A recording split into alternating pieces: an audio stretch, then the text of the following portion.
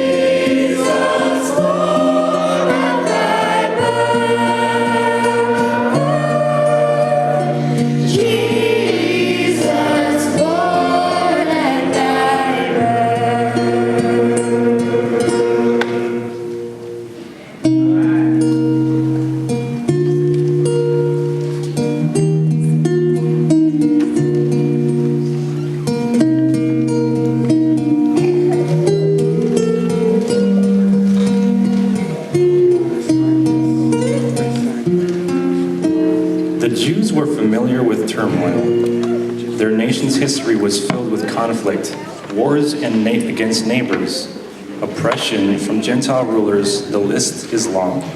Many Jews began to forget God's promise recorded by the prophet Isaiah. For unto us a child is born, unto us a son is given, and the government shall be upon his shoulders, and his name shall be called Wonderful, Counselor, the Mighty God, the Everlasting Father, the Prince of Peace.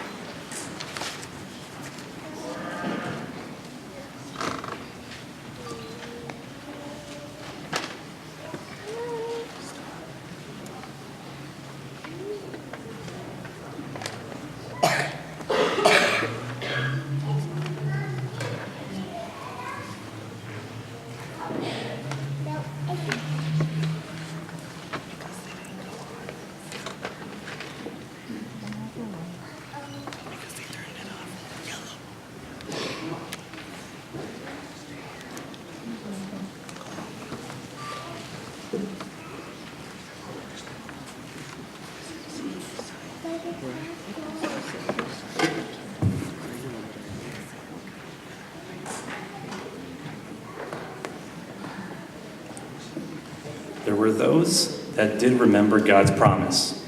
They were eagerly waiting for God to break his long silence. They longed for the peace that the Messiah would bring to their oppressed nation. These faithful would earnestly pray and plead for the hastening of the Messiah's coming. Their prayer remains relevant for the world today that awaits the second coming of the Messiah. O come, Emmanuel.